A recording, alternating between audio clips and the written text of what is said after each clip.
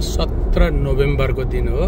करिब 3.5 महिना बेलायत बसाएपछि आज बेलायतबाट नेपाल फर्कँदैछु। विन्टर करिब विन्टर लागिसकेर पनि समरमा भन्दा पनि राम्रो आजको खुलेको आकाश, लागेको घाम अद्भुत देखिराखेको छ।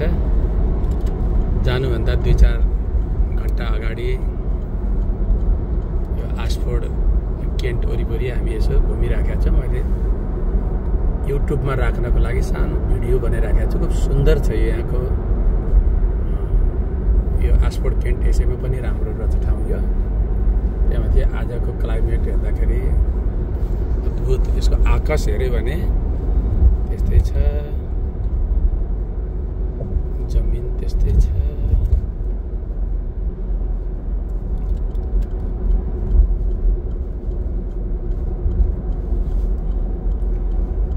यो 3.5 महिनामा 12वटा भन्दा धेरै वसुधारा सङ्घ नेपालको शिविरहरू भयो। पहिलो लेभलको योग प्रज्ञा साधना कार्यक्रमदेखि लिएर गएर तेस्रो तलको ऊर्जा दर्शन समाधिसम्म भयो। मसँग हुनुहुन्छ स्वामी सुभाष, वसुधारा सङ्घ नेपालको अभिभावक पनि हुनुहुन्छ। हामी सँगै यात्रा गरिराखेका छौँ।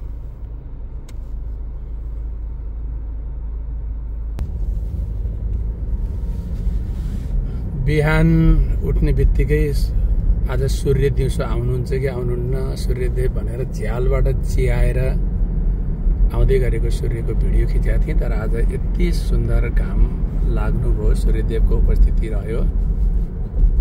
सायद नेपाल फर्किने दिन सूर्यदेवको पनि यो स्वागत होला। यो प्रेम अवश्य पनि यसमा छ। यो लन्डनको स्पेशल विशेषता भनेको 2 तले बस हो। यो विभिन्न सहर अनुसार यसको कलर भन्ने चेन्ज हुन्छ।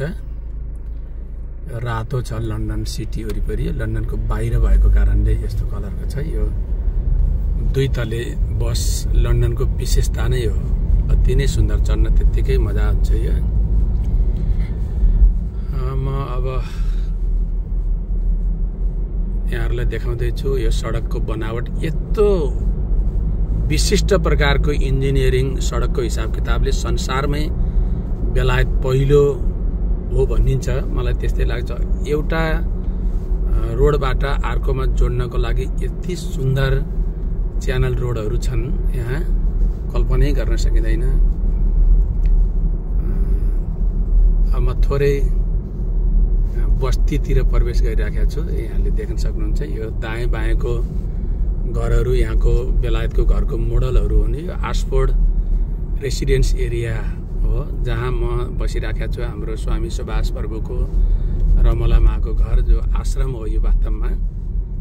त्यतातिर जाँदैछु। आकाश त्यत्तिकै सुन्दर पवित्र छ, बसाइ त्यत्तिकै राम्रो, बस्ती त्यत्तिकै सुन्दर। यहाँहरू सबैलाई यो युट्युब भिडियो हेरेपछि बेलायत ओहो कस्तो रहेछ भन्ने कुराको मोटामोटी यो हेर्दाखेरि जानकारी पनि हुन्छ।